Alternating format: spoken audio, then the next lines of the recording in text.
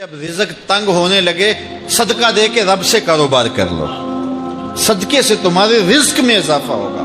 یہ رب کا وعدہ ہے اور اللہ کے وعدے جھوٹے نہیں ہو سکتے۔ رزق کی برکت کا ایک اور بہت بڑا ذریعہ النکاح ہے۔ فرمایا اگر تم نکاح کرو گے، تم فقیر ہو وہ تمہیں غنی کر دے گا۔ لوگ کہتے ہیں بچہ پیروں پہ کھڑا ہو لے تو پھر نکاح کریں گے۔ اللہ کہتا ہے تم نکاح کرو، ہم پیروں پہ کھڑا کر دیں گے۔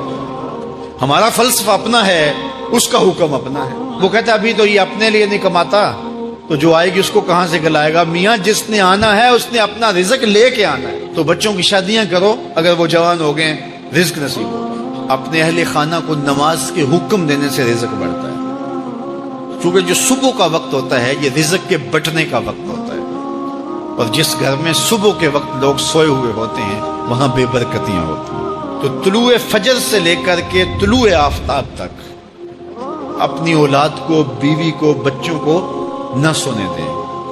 اس وقت رزق بٹنے کے لمحے ہوتے ہیں۔ کثیر دعائیں مانگیں، تلاوت کلام مجید پڑھیں، اور نماز فجر مرد حضرات مسجدوں میں جا کے باجماعت ادا کریں، اور گھروں میں جو ہے وہ بیٹیاں بہنیں مصلی بچھا لیں، تو اللہ کی رحمتوں کا نزول ہوگا۔ اب ایک حدیث میں رزق کے اضافے کا ایک اور نسخہ ارشاد کیا گیا۔ میرے حضور نے فرمایا جو شخص یہ چاہتا ہے کہ اس کے رزق میں برکتیں ہو اور اس کی عمر میں اضافہ ہو تو وہ اپنے رشتہ داروں کے ساتھ سلوک اچھا کرے۔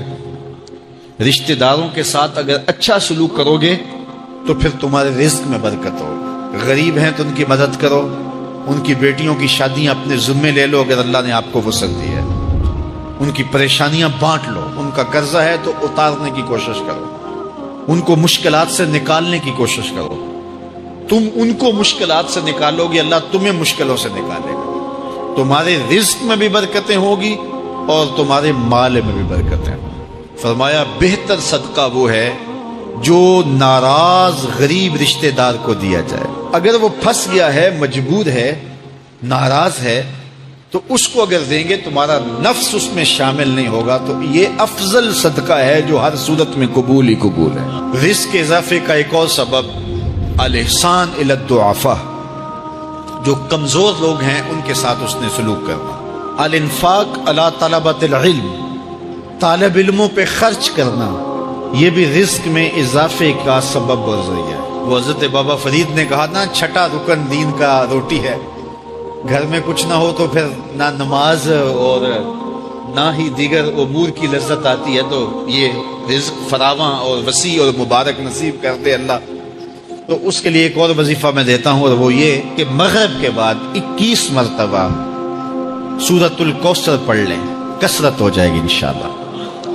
اول خدوشی پڑھ لیں، 5-7 منٹ لگتے ہوں گے، تو سورہ کوثر 21 مرتبہ روزانہ مغرب کی نماز کے بعد پڑھیں۔ اور اگر بہت زیادہ مسائل ہیں تو ہر نماز کے بعد پڑھ لیں، تو انشاءاللہ آپ دیکھیں گے کہ گھر میں برکتیں اترتی محسوس ہوں گی، انوار کا نزول ہوتے محسوس کریں گے۔ تو یہ وہ رزق کے اسباب ہیں، اگر ہم اختیار کر لیں تو ہم اللہ کی خاص رحمتوں کے حقدار ہوں گے۔ اگر فن سے، علم سے آتا ہو رزق، تو میاں صاحب فرماتے ہیں بے وقوفاں دے نوکر ویکھے دانش مند سے آنے۔ بے وقوفاں دے نوکر ویکھے دانش مند سیانے۔ انگوٹھا چھاپ شخص ہوتا ہے اور MBA جو ہے تعلیم کے حامل، اس کے منشی بیٹھے ہوئے ہوتے ہیں، تو پھر اگر علم سے کمال آتا ہوتا تو جو ہے وہ فن سے دولت ملتی ہوتی، تو پھر اس انگوٹھا چھاپ کو کیسے ملتی؟ اور یہ جو اتنا تعلیم یافتہ ہے، ماہر معاشیات ہے، یہ تو تنخواہ پہ کام کر رہا ہے، اور وہ جو ہے وہ دولت کا اسے حساب ہی نہیں ہے کہ کتنی ہے۔ تو اس لیے اللہ فرماتا ہے کہ یہ مت سمجھو کہ یہ تمہارے فن کا کمال ہے، یہ تمہاری جو ہے وہ محنت کا نتیجہ ہے۔ اللہ فرماتا ہے اولم یعلموا، کیا انہیں نہیں پتا؟ ان اللہ یبسط الرزق لمن یشاء، جس کو چاہتا ہے اس کے لیے رزق کے دروازے کھول دیتا ہے، وَيَقْدِرْ، اور جس کے لیے چاہتا ہے اس کے لیے رزق کو تنگ کر دیتا ہے۔ کئی لوگ کتنی محنت کرتے ہیں، نتیجہ زیرو، اور کچھ لوگ کچھ بھی نہیں کرتے، وہ مٹی کو ہاتھ لگائیں اور سونا ہو جائے، اور کئی سونے کو ہاتھ لگائیں تو مٹی ہو جائے۔ تو پھر کوئی طاقت کار فرما ہے نا، جو مٹی کو سونا بنا دیتی ہے اور سونے کو مٹی بنا دیتی ہے، اللہ فرماتا ہے اس کو پہچانو، وہ کون ہے؟ وہ تمہارا رب ہے۔ مومن کا توکل اور مومن کا بھروسہ اللہ کی ذات پہ ہونا چاہیے۔ جب ہم اللہ کی ذات پہ اپنا مکمل بھروسہ، جسے توکل کہتے ہیں، قائم کر لیں گے تو میرے اور آپ کے آقا و مولا نے ارشاد فرمایا کہ اگر تم اللہ پر توکل کا جو حق ہے وہ ادا کر دو تو وہ تمہیں ایسے رزق عطا کرے جیسے پرندوں کو عطا کرتا ہے۔ جب گھر سے نکلتے ہیں تو اس وقت وہ خالی پیٹ ہوتے ہیں، اور جب واپس آتے ہیں تو کبھی بھی کوئی جانور بھوکا واپس نہیں آیا، اور سب سے اچھا کھاتے بھی یہ۔ ہمارے علاقے میں تو زیادہ باغات نہیں ہیں، امرود کے باغات ہمارے علاقے میں پائے جاتے ہیں۔ تو امرود کے باغ میں جو اگر کوئی دیہات کا شخص ہو یا جس کا امرودوں کا باغ ہو یا امرودوں کے باغ میں اس کا آنا جانا رہا ہو، اس سے پوچھئے کہ سب سے اچھا پھل امرود کے پیڑ پہ اچھا دانہ کون سا ہوتا ہے؟ کوئی آپ کو کہے کہ یار امرود توڑ کے لاؤ، میٹھا ہو اور جو ہے وہ پکا ہوا ہو اور ذائقے دار ہو تو وہ جاؤ توڑ کے لاؤ۔ تو کوئی مجھے اگر کہے تو میں جب امرود توڑ کے لاؤں گا تو کبھی پھیکا نہیں ہوگا، میں امرود توڑ کے لاؤں گا تو کبھی بد ذائقہ نہیں ہوگا۔ آپ مجھے پوچھیں کہ آپ کے پاس کیا فن ہے؟ میرے پاس فن یہ ہے کہ میں نے امرودوں کے باغوں میں جو ہے وہ بچپن گزارا ہے، اور مجھے پتا ہے کہ اچھا اور پکا پھل کون سا ہوتا ہے۔ لیکن میں آپ کو نشانی بتا دیتا ہوں، اب نئی نسل انہوں نے نہیں دیکھا، آپ باغ میں جائیں اور شاخوں سے لٹکے ہوئے امرود دیکھیں، جس امرود کو طوطے نے کھا کے چھوڑا ہو اس کو آپ توڑ لیں، میٹھا بھی ہوگا، ذائقے دار بھی ہوگا، ایکسپورٹ کوالٹی سے بھی بہتر ہوگا۔ سب سے اچھا پورے پودے سے جو سب سے اچھا ہوگا وہ اس کو چونچ مارتا ہے اور پھر سارا کھاتا بھی نہیں ہے، تھوڑا سا لیا، نخرے والا آگے بڑھ گیا۔ اللہ اکبر۔ تو جو ایکسپورٹ کوالٹی ہوتی ہے اس سے بھی بہتر وہ کھاتا ہے۔ تو یہ اللہ پر توکل کرنے والے ہیں۔ ہمیں تو پتا ہوتا ہے نا ہم نے دکان پہ جانا ہے، ہمیں پتا ہوتا ہے ہم نے فیکٹری کام پہ جانا ہے، ہم نے پتا ہوتا ہے ہم وہ دہاڑی فلاں جگہ کرنے جانا ہے۔ انہوں نے کہیں ان کا کوئی ایسا ٹھیا نہیں ہوتا کہ وہاں جانا ہے۔ بن توکل پنچھی اڑ دے، بن توکل پنچھی اڑ دے، خرچ نہ پلے زیرا ہو، خرچ نہ پلے، کوئی راس المال بھی نہیں ہوتا کہ یہ لگائیں گے پھر اس پہ اتنے پیسے آئیں گے، اصل ہمارے ہوں گے، اتنا نفع ہوگا، ایسا نہیں ہے۔ گھر سے نکلتے ہیں تو خالی پیٹ ہوتے ہیں اور جب واپس آتے ہیں تو پیٹ بھرے ہوئے ہوتے ہیں۔ میرے اور آپ کے آقا و مولا نے کہا، مجھے پورا یقین ہے اس پہ، اور آپ کو بھی پورا یقین ہونا چاہیے، انشاءاللہ ہوگا، کہ میرے حضور نے فرمایا کہ اللہ پر جو توکل ہے وہ حق ادا کرو، پھر وہ تمہیں ایسے رزق دے گا جیسے پرندوں کو دیتا ہے، تمہیں پرندوں کو دیتا ہے۔ ایکسپورٹ کوالٹی، من کان للہ کان اللہ لہ، فرمایا تم اس کے ہو جاؤ وہ تمہارا ہو جائے گا۔ اللہ نے تمہیں پیسے دیے ہیں، نئی گاڑی تم نے خریدی ہے، چھوٹے بچے کا جوتا کیوں باندھ دیا آگے تم نے؟ جوتا باندھنے سے اگر یہ ایکسیڈنٹ سے، حادثے سے گاڑی بچ سکتی ہوتی ہے تو پھر پاکستان کے جتنے پی آئی اے کے جہاز ہیں سب پر باندھ دینا چاہیے، سب پہ جوتے لٹکے ہوئے ہوں۔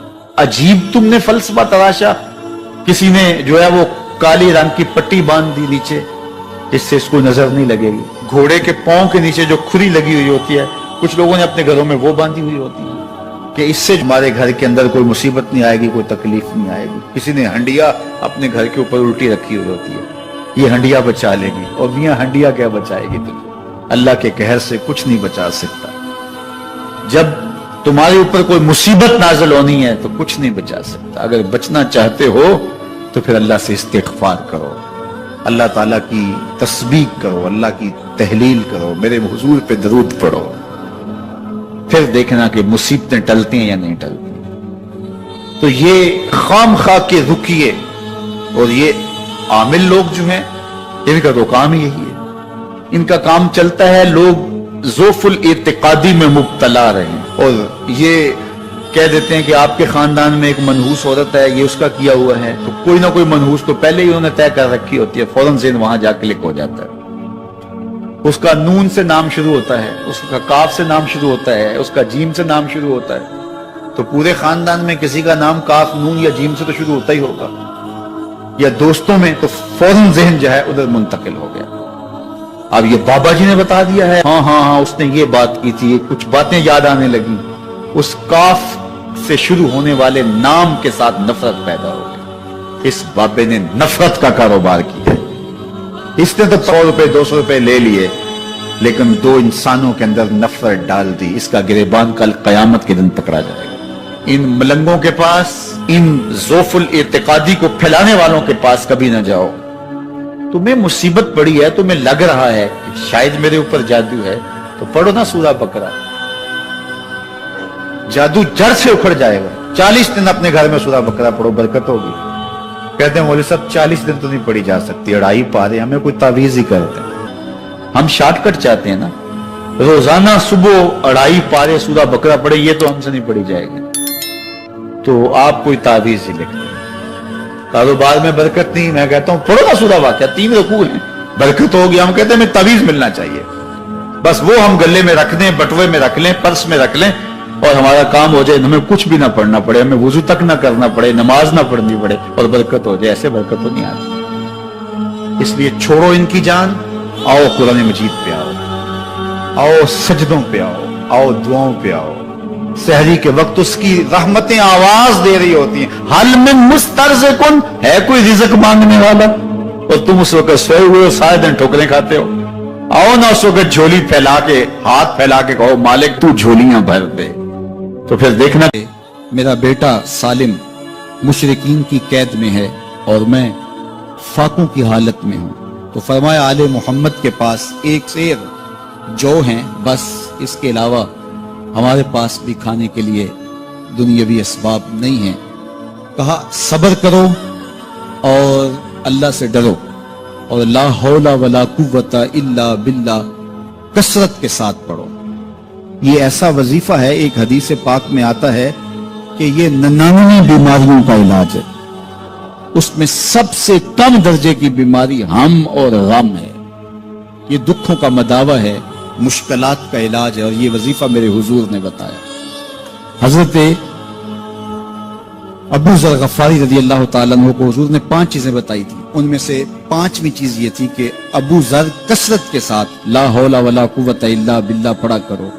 فرمایا عرش الہی کے نیچے ایک خاص خزانہ ہے، یہ وظیفہ وہاں سے آیا ہے۔ یہ زندگی میں معمول بنا لو، جب پھنس جاؤ، مشکلات میں آ جاؤ، تو لا حول ولا قوت الا باللہ پڑھو، اللہ راستے کھولے گا۔ تو حضور نے 3 چیزیں فرمائی، اللہ سے ڈرو، صبر کرو، اور کثرت کے ساتھ لا حول ولا قوت الا باللہ پڑھو۔ وہ فرماتے ہیں کہ میں یہ عمل شروع کیا، ابھی گھر میں بیٹھا ہی تھا کہ دروازے پہ دستک ہوئی، تو میں اٹھا کہ دروازہ کھولوں دیکھوں کہ کون ہے، تو دروازہ کھولا، دیکھا میرا بیٹا کھڑا ہے اور اس کے پیچھے 100 اونٹ کھڑے ہیں۔ تو میں نے کہا کہ تم اور یہ اونٹ؟ کہا مجھے موقع لگ گیا، میں ان کی قید سے بھاگ آیا۔ وَيَرْزُقْهُ مِنْ حَيْثُ لَا يَحْتَسِبُ، وہ تمہیں وہاں سے رزق دے گا جہاں سے تمہیں گمان بھی نہیں۔ اس کے ہو کے تو دیکھو، اللہ اکبر، اللہ کے ہو جاؤ تو پھر وہ تمہاری ضرورتوں کا کفیل ہو جائے۔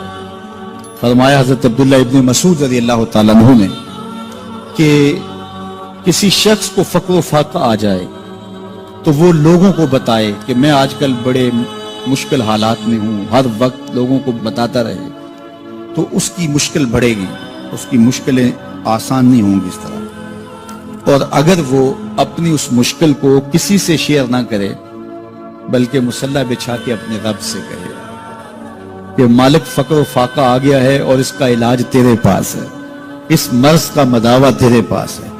حضرت عبداللہ ابن مسعود فرماتے ہیں کہ رسول کریم نے فرمایا جلد یا بدیر اللہ اس کو مالا مال فرما دے۔ یہ بھی کبھی کر کے دیکھو، مشکل آ جائے، فاقہ آ جائے۔ اور قرآن مجید کا دل سورہ یاسین ہے، جس نے 1 مرتبہ سورہ یاسین کی تلاوت کی، اللہ 10 مرتبہ قرآن پڑھنے کا ثواب عطا کرے۔ اور کتنا بڑا اجر ہے، آپ 1 سال میں بھی شاید 10 قرآن مجید نہ ختم کر سکے، اور سورہ یاسین پڑھیں تو 10 مرتبہ قرآن مجید پڑھنے کا ثواب نصیب ہوگا۔ تو اپنی صبح کا آغاز سورہ یاسین سے کیا کریں، نماز فجر کے بعد اشراق تک سورہ یاسین پڑھ لیا کریں۔ سورہ یاسین اگر آپ پڑھ کے اپنے دن کا آغاز کرتے ہیں، آپ کا سارا دن خیر سے گزرے گا۔ اس دن اگر کاروبار کریں گے تو برکت ہوگی، اس دن بہت ساری بیماریوں سے، آفات و بلیات ارضیہ اور سماویہ سے بچے رہیں گے، لوگوں کے شر سے، حادثات سے محفوظ رہیں گے۔ میرے حضور نے ارشاد فرمایا، قرآن مجید میں ایک سورت ہے جس کی 30 آیات ہیں، اگر کوئی شخص اس کی تلاوت کرتا ہے تو وہ سورت پڑھنے والے کی شفاعت کرتی ہے، اور اتنی بار شفاعت کرتی ہے کہ اس کو بخشوا کے چھوڑتی ہے۔ وہ سورت کون سی ہے؟ وَهِيَ تَبَارَكَ الَّذِي بِيَدِهِ الْمُلْكُ، یہ سورۃ الملک ہے، 30 آیتیں ہیں۔ جو شخص اس کی تلاوت کرے، یہ اتنی بار سفارش اللہ کی بارگاہ میں کرتی ہے کہ اپنے پڑھنے والے کو بخشوا کے چھوڑتی ہے۔ تو اپنے دن کا آغاز سورہ یاسین سے کریں اور اپنی شب کا آغاز سورہ ملک سے کریں۔ سونے سے پہلے سورہ ملک کی تلاوت ضرور کر لیں، انشاءاللہ اس سے رات برکت سے گزرے گی۔ جس نے ایک دن میں 100 مرتبہ سبحان اللہ و بحمدہ پڑھا، کتنی مرتبہ؟ 100 مرتبہ۔ کیا پڑھا؟ سبحان اللہ و بحمدہ۔ فرمایا کہ اس کے گناہ سمندر کی جھاگ کے برابر بھی ہوں تو اللہ معاف فرما دے گا۔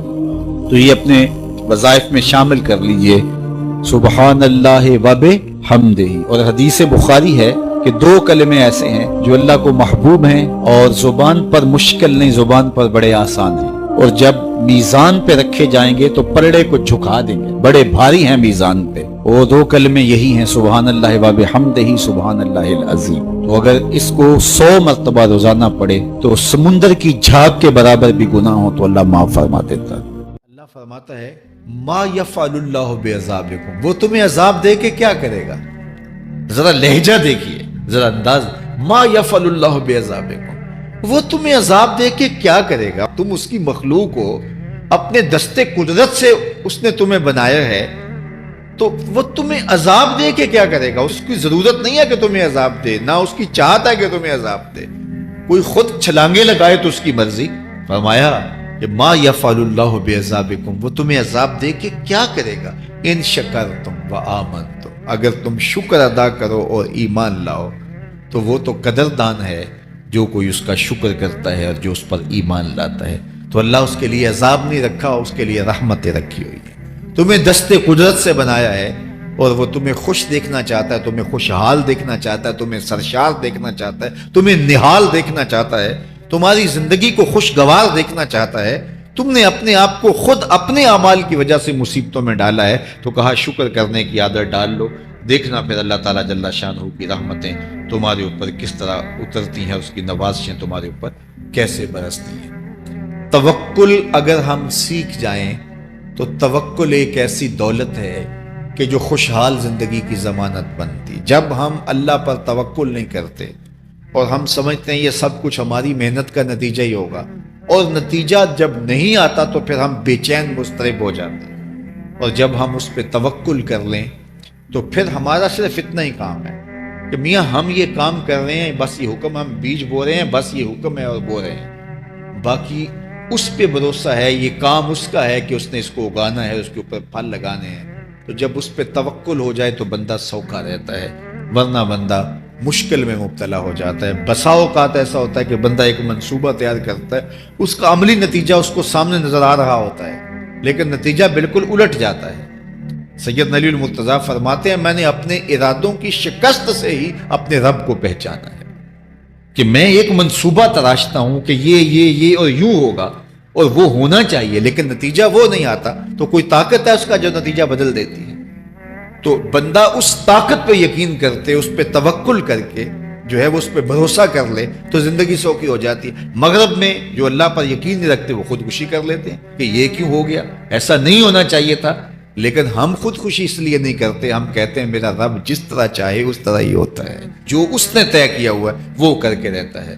اس لیے تم اس پہ توکل کر لو اور اس پہ بھروسہ کرو۔ حضور علیہ الصلوۃ والسلام نے فرمایا لو انکم توکلون علی اللہ حق توکلہ، اللہ پر توکل کرنے کا جو حق ہے اگر تم وہ ادا کر دے تو فرمایا اللہ تمہیں ایسے رزق عطا کرے جیسے پرندوں کو عطا کرے۔ ہمارا تو کاروبار ہے، یہ فیکٹری ہے، یہ دکان ہے، یہ ہماری نوکری ہے، ہم نے یہاں سے کمائی کرنی ہے. پرندوں کا کوئی کاروبار نہیں ہوتا, کوئی نوکری نہیں ہوتی, کوئی ٹھیا, کوئی اڈا نہیں ہوتا جہاں جا کے انہوں نے رزق کے لیے کوئی آغاز کرنا ہوتا ہے. بلکہ حضور نے فرمایا تغدو خماسا وتروح بطانا, جب وہ صبح گھر سے نکلتے ہیں تو خالی پیٹ نکلتے ہیں اور انہیں کوئی اپنی منزل کا تعین نہیں ہوتا, جدھر خیال آیا اڑ گئے ادھر. لیکن کبھی ایسا نہیں ہوا کہ شام کو خالی پیٹ واپس آئے ہیں. کہا وہ پیٹ بھر کے آتے ہیں. باہو بولے بن توکل پنچھی اڑ دے, خرچ نہ پلے زیرا ہو. جب گھر سے اڑتے ہیں تو ان کے پلے نہ کوئی خرچ ہوتا ہے, نہ راس المال ہوتا ہے, نہ کوئی اوزار ہوتے ہیں, نہ کوئی ہتھیار ہوتے ہیں, کچھ بھی نہیں ہوتا, یوں ہی گھر سے نکلتے ہیں, کبھی بھی خالی پیٹ نہیں آئے. فرمایا اگر اللہ پہ پرندے توکل کر لیں تو اللہ اسے بھی عطا کرتا ہے, تم توکل کرو گے تو تمہیں عطا نہیں کرے گا. اور یہ بات پکی ہے کہ آپ جب راہ خدا میں دیتے ہیں تو آپ کے رزق میں, مال میں کبھی کمی نہیں آتی. اللہ کے محبوب نے 3 چیزیں قسم کر کے کہی. حضور نے کچھ چیزیں ارشاد فرمائی تو ان میں سے 3 چیزوں کے بارے میں فرمایا کہ یہ تو میں اللہ کی قسم کر کے تمہیں کہتا ہوں. اور ان میں سے ایک شے یہ کہ ما نقصا مال عبد من صدقہ. فرمایا میں اللہ کی قسم اٹھا کے کہتا ہوں کہ صدقے سے مال کم نہیں ہوتا. تمہارا کیلکولیٹر حساب یہی بتاتا ہے کہ جو ہے وہ کم ہو گئے, 100 میں سے 10 دے دیے تو باقی 90 رہ گئے. آپ کا اکاؤنٹنٹ بھی آپ کو یہ بتاتا ہے کہ اتنے لاکھ میں سے اتنے ہزار دے دیے, باقی اتنے رہ گئے. لیکن میرے حضور نے کہا میں اللہ کی قسم اٹھاتا ہوں کہ صدقے سے مال کم نہیں ہوتا.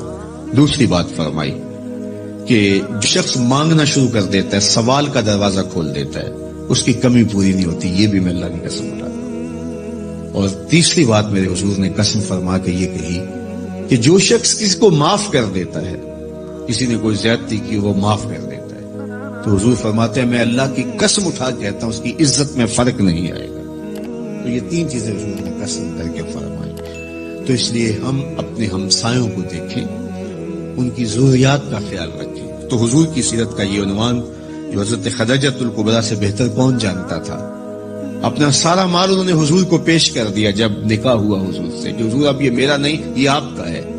اور وہ سارا مال حضور نے لوگوں میں بانٹ دیا, ضرورت مندوں کی کفالت کرتے رہے. تو کہا وَتَحْمِلُ الْكَلَّةَ, آپ لاچاروں کا بوجھ اٹھاتے ہیں, وَتَقْسِبُ الْمَعْدُومَ, اور جن کا کوئی نہیں ہے آپ ان کے کفیل بن جاتے ہیں اور آپ کمائی کر کے ان کے گھر کی ضروریات کو پورا کرتے ہیں. وَتَقْرِ الضَّيْفَ, اور آپ کی یہ خوبی ہے کہ آپ مہمان نواز ہیں. مہمان نوازی آپ کا شعار ہے, آپ کا طرز زندگی ہے. اور مہمان کو جو کھلایا جاتا ہے اس کا حساب بھی نہیں ہوتا, اور مہمان کے ساتھ جو بیٹھ کے کھایا جاتا ہے اس کا بھی حساب نہیں ہوتا. اور مہمان اپنا رزق خود لے کے آتا ہے اور برکت چھوڑ کے جاتا ہے. تو مہمان کو کبھی بھی بوجھ نہیں سمجھنا چاہیے. تو کہا کہ اور تیسری اور آخری بات فرمائی وَتَعِينُ عَلَى نَوَائِبِ الْحَقِّ, جو لوگ مشکلات میں پھنسے ہوتے ہیں, مصیبت میں پھنس جاتے ہیں, مسائل میں گھر جاتے ہیں, آپ ان کی مدد کرتے ہیں. ابھی حضور اعلان نبوت نہیں کیا, ابھی پہلی وحی نازل ہوئی ہے, تو حضور کی ماضی کی سیرت کو حضرت خدیجہ الکبریٰ لوگوں کے سامنے رکھیں. آپ اس سے بھی پیچھے چلے جائیے. جب شب ابی طالب میں حضور کو حضور کے خاندان سمیت محصور کر دیا گیا, قریش مکہ نے حضور کو روکنے کے لیے بڑی کوششیں کی, لیکن حق کا یہ مسافر کبھی بھی رکنے والا نہیں تھا. بلکہ حضور کے چچا کو بلا کے کہا کہ اپنے بھتیجے سے پوچھو کہ تمہارا مسئلہ کیا ہے. دولت مال چاہیے تو ہمسائے لوگ مل کے اتنی دولت ان کو دے دیتے ہیں کہ کوئی کمی نہیں رہے گی. اور اگر کسی خاتون سے نکاح کرنے کی آرزو دل کے کسی گوشے میں ہو تو وہ بھی بتائیے. کسی سردار کی بیٹی سے نکاح کرنا چاہیں تو ہم اس کے لیے بھی حاضر ہیں, لیکن یہ بتوں کی مخالفت چھوڑ دی جائے. تو جب بہت ساری باتیں کی سب نے مل کے کی اور جو ہے وہ دباؤ بھی ڈالا کہ اگر نہیں یہ کرتے تو پھر حالات کی تلخیاں اور جو کچھ ہے وہ آپ کے سر پہ ہوں گی. تو حضور کے چچا جناب ابو طالب حضور کے پاس آئے تو ان کی طبیعت پر کچھ بوجھ تھا, تو انہوں نے کہا کہ بھتیجے میں اکیلا اتنے قبائل کے ساتھ لڑائی کا بوجھ نہیں اٹھا سکا, میری کمر کمزور ہے. تو حضور علیہ الصلوۃ والسلام کی خدمت میں انہوں نے کہا کہ وہ تو اس طرح کی باتیں کر رہے ہیں. تو آقا کریم نے جو جواب دیا وہ سنیے. آپ نے فرمایا یا لو وضع الشمس فی یمینی والقمر علی یساری، اگر وہ سورج میرے دائیں ہاتھ میں رکھ دیں اور چاند کو لا کے میرے بائیں ہاتھ میں رکھ دیں اور دنیا بھر کے خزانے میرے قدموں میں ڈھیر کر دیں، میں کبھی بھی حق کو باطل اور باطل کو حق نہیں کہہ سکتا۔ یہ وہ چیز ہے جہاں پر ہمیں کھڑا ہونا چاہیے۔ یہ رشوت کیا ہوتی ہے؟ ہم اداروں میں افسر بن کے بیٹھتے ہیں اور ہم کسی ذمہ دار منصب پہ بیٹھتے ہیں تو ہمیں چند ٹگوں سے کوئی خرید لیتا ہے، ہمارا ضمیر پھر کہاں ہوتا ہے؟ کائنات کی نعمتیں اس کو پیشکش کی جا رہی ہیں جو پیدا ہوا تو باپ کا سایہ سر پہ نہیں ہے، 6 سال کی عمر ہے تو ماں انتقال کر گئی ہے، یہ حالت ہے۔ لیکن کہا جا رہا ہے کہ جناب آپ کو جو چاہیے ہم فراہم کرتے ہیں، لیکن کہا لو وضع الشمس فی یمینی، اگر وہ سورج کو میرے دائیں ہاتھ میں رکھ دیں اور چاند کو میرے بائیں ہاتھ میں رکھ دیں اور میرے پاؤں میں کائنات کے خزانے لا کے دولت قارون بھی رکھ دیں، لیکن میں پھر بھی حق کو حق کہوں گا، باطل کو باطل کہوں گا، تو میں چند ٹگوں پہ اپنے ضمیر کا سودا کیسے کر سکتا ہوں اگر میں رسول اللہ کو مانتا ہوں، اگر میں حضور علیہ الصلوۃ والسلام کا فالوور ہوں، اگر میں ان کا امتی ہوں، ان کا غلام ہوں، ان کا عاشق ہوں، تو پھر میں کیوں اپنے ملک کو بیچوں، میں کیوں عدل کو بیچوں، میں کیوں انصاف کو بیچوں، میں کیوں اپنے منصب کو بیچوں، میں کیوں لوگوں کے حق غصب کروں، لوگوں پر زیادتیاں کروں، میں دیوار رکھتے ہوئے ہمسائے کے 2 انچ دبانے کے لیے اپنے ضمیر کا سودا کر لوں، میز کے اوپر سے رشوت پکڑوں یا نیچے سے پکڑوں، فرق نہیں پڑتا اس سے، میں اپنے ضمیر کا سودا کیا ہے اور برسرے بازار کیا ہے اور بہت سستا بیچا ہے میں نے اپنے آپ کو۔ وہ کیا کسی نے کہا تھا کہ ہر دو عالم قیمت خود گفتائی، نرخ بالا کن کہ ارزانی ہنوز، 2 جہاں کو تو نے اپنی قیمت بتایا ہے، اپنا نرخ بتایا ہے کہ 2 جہاں میری قیمت لگتی ہے، کہا قیمت بڑا ابھی سستا بک رہا ہے، یہ ساری کائنات تیری قیمت لگا دی جائے لیکن تیری قیمت پھر بھی نہیں ہے اور تو سستا بک رہا ہے، نرخ بالا کن کہ ارزانی ہنوز، تیری قیمت جو ہے وہ یہ 2 جہاں نہیں ہے، تیری قیمت صرف تیرے رب کی رضا ہے۔ تو کہا کہ میں کبھی بھی، تو یہ حضور علیہ الصلوۃ والسلام کی زندگی تھی۔ خیر انہوں نے جب کہا کہ میں تو نہیں تمہاری بات کو ماننے والا، تو پھر انہوں نے سماجی بائیکاٹ کر دیا، سوشل بائیکاٹ کر دیا اور حضور کو شب ابی طالب میں مقید کر دیا۔ تو حضور کے چچا نے اس وقت ایک قصیدہ لکھا حضور کے نام، چونکہ یہ پانی نہیں پہنچنے دیتے تھے، غلہ نہیں پہنچنے دیتے، کوئی باہر سے بھی آتا تاجر تو اس کا غلہ خود خرید لیتے کہ کہیں وہ بنو ہاشم کے پاس نہ چلا جائے، اور وہ خرید کے اپنی زندگی اور موت کے درمیان جو ٹوٹتا ہوا رشتہ ہے جو ہے وہ اس کو کہیں بچا نہ پائیں۔ تو حضور کے چچا نے ایک ماضی کا واقعہ قریش کو یاد دلایا اس قصیدے میں۔ ہوا اس طرح کہ حضور کی عمر تھی کوئی 9 سال یا 8 سال کہ مکے میں قحط پڑ گیا، تو حضور کے چچا کے پاس لوگ آئے کہ قحط پڑ گیا ہے اور آپ اولاد اسماعیل سے ہیں، تو اللہ کی بارگاہ میں دعا کیجئے کوئی بارش کے آثار پیدا ہوں اور کوئی سبزہ پیدا ہو۔ آپ نے فرمایا تم بھی سین حرم میں پہنچ جاؤ، میں بھی پہنچ جاتا ہوں، وہاں اللہ کی بارگاہ میں دعا کرتے ہیں۔ خیر لوگ جمع ہو گئے تو حضور کو ساتھ لیا حضور کے چچا نے اور سین حرم میں پہنچے اور کعبۃ اللہ کی دیوار کے ساتھ حضور کو یوں کھڑا کیا کہ حضور کی پشت کعبہ کی دیوار کے ساتھ لگ رہی تھی اور رخ لوگوں کی طرف تھا۔ تو جب یوں حضور کھڑے ہو گئے تو حضور کے چچا نے ایسے ہاتھ پھیلا کے کہا اے اللہ اس گوری رنگت والے کے صدقے بارش نازل کر دے۔ راوی کہتا ہے ابن عساکر نے لکھا ہے، باقی لوگوں نے بھی لکھا ہے کہ ابھی جو ہے وہ لوگ گھروں کو نہیں پہنچے تھے کہ چھم چھم می برسنے لگا اور لوگ بھیگ کے گھروں کو گئے اور اتنا سبزہ ہوا، اتنا سبزہ ہوا کہ لوگ خوشحال ہو گئے۔ تو آج جب حضور علیہ السلام اور حضور کے خاندان کو شب ابی طالب میں مقید کر دیا گیا تو کچھ پہنچنے بھی نہ دیا جاتا، تو حضور کے چچا نے یہ پرانا واقعہ قریش کو یاد دلاتے ہوئے کہا وَأَبْيَضُ يُسْتَسْقَى الْغَمَامُ بِوَجْهِهِ سِمَالُ الْيَتَامَى عِصْمَةٌ لِلْأَرَامِلِ، آج تم پانی نہیں پہنچنے دیتے، غلہ نہیں آنے دیتے، وہ واقعہ بھول گئے ہو جب قحط پڑا تھا اور نہ بارش برستی تھی نہ سبزہ اگ رہا تھا، جانوروں کی چھاتیاں بھی سوکھ گئی تھی، دودھ بھی نہیں مل رہا تھا، یہی میرا وہ گوری رنگت والا بھتیجا تھا جس کے چہرے کو دیکھ کے امٹ کے بادل آئے تھے.